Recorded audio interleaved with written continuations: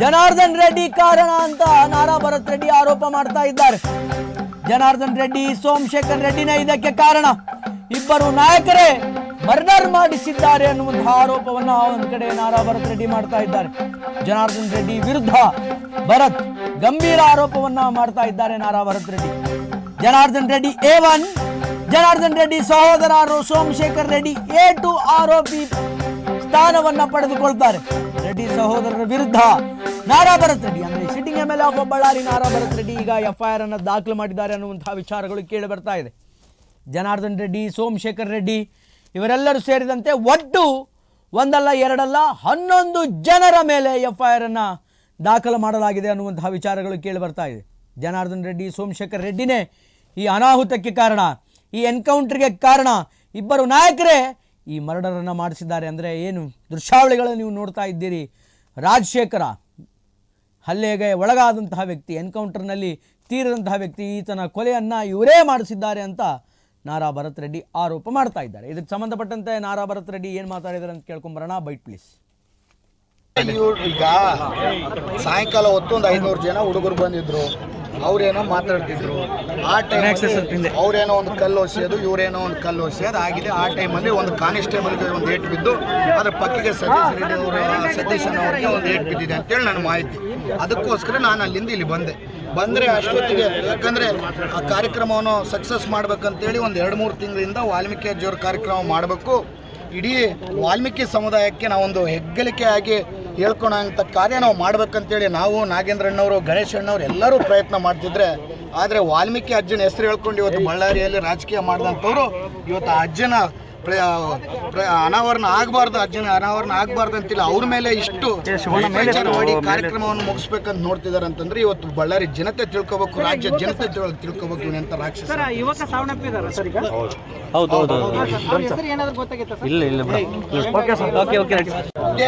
ಈಗ ಸಾಯಂಕಾಲ ಹೊತ್ತು ಒಂದು 500 ಜನ ಹುಡುಗರು ಬಂದಿದ್ರು.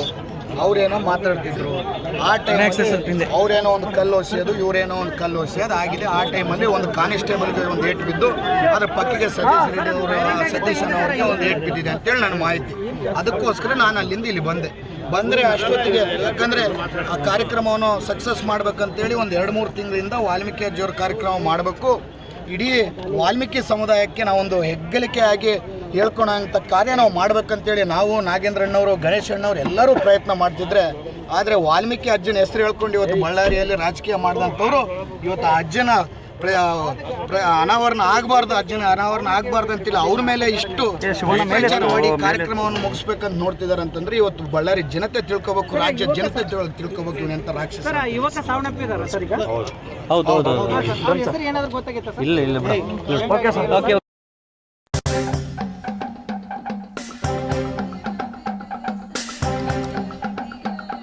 ನಾನು ಕಾರಿನಿಂದ ಇಳಿದ ಮೇಲೆ ಫೈರಿಂಗ್ ಆಗಿದೆ, ನನ್ನನ್ನು ಹೀಗೆ ಫಿನಿಶ್ ಮಾಡಬೇಕು ಎಂದು ಫೈರಿಂಗ್.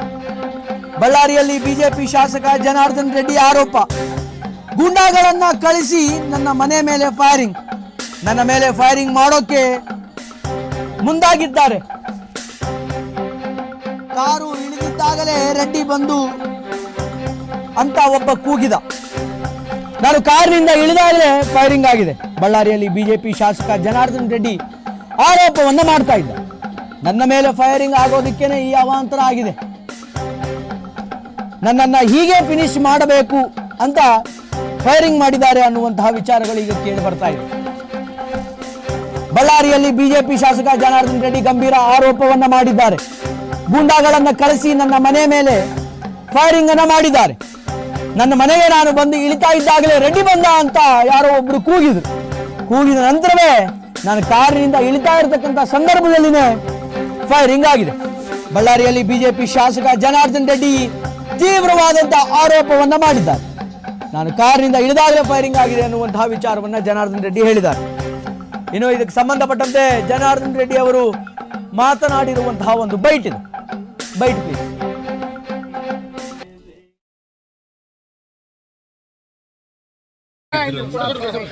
ಅನಾವಶ್ಯಕವಾಗಿ ಅವರು ಡೆವಲಪ್ಮೆಂಟಲ್ಲಿ ಫೇಲ್ಯೂರ್ ಆಗಿಬಿಟ್ಟು ಮನೆ ಮೇಲೆ ಬಂದು ರೌಡಿಗಳನ್ನ ಕಲಿಸಿ ಪೋಸ್ಟರ್ ನೆಪದಲ್ಲಿ ಇಲ್ಲಿರುವಂಥವರೆಲ್ಲರೂ ಹೊಡೆದು ಬಡಿದು ಇಲ್ಲಿ ಶ್ರಾಮ್ಲವರು ಗೊತ್ತಾಗಿ ಪೊಲೀಸರನ್ನು ಕರೆಸಿ ಶ್ರಾಮ್ಲು ಇಲ್ಲಿ ಬಂದಿದ್ದಾರೆ.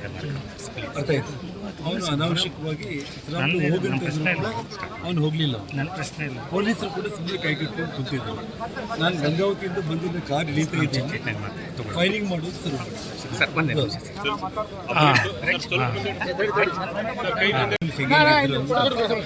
ಅನಾವಶ್ಯಕವಾಗಿ ಅವನು ಸಿಟಿಯಲ್ಲಿ ಡೆವಲಪ್ಮೆಂಟಲ್ಲಿ ಫೇಲ್ಯೂರ್ ಆಗಿಬಿಟ್ಟು ಮನೆ ಮೇಲೆ ಬಂದು ರೌಡಿಗಳನ್ನ ಕಲಿಸಿ ಪೋಸ್ಟರ್ ನೆಪದಲ್ಲಿ ಇಲ್ಲಿರುವಂಥವ್ರೆಲ್ಲರೂ ಹೊಡೆದು ಬಡಿದು ಇಲ್ಲಿ ಶ್ರಾಮ್ಲವರು ಗೊತ್ತಾಗಿ ಪೊಲೀಸರನ್ನು ಕರೆಸಿ ಶ್ರಾಮ್ಲು ಇಲ್ಲಿ ಬಂದಿದ್ದಾರೆ.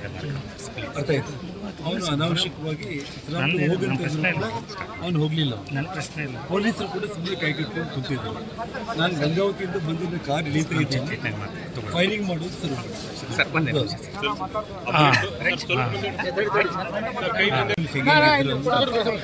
ಅನಾವಶ್ಯಕವಾಗಿ ಅವನು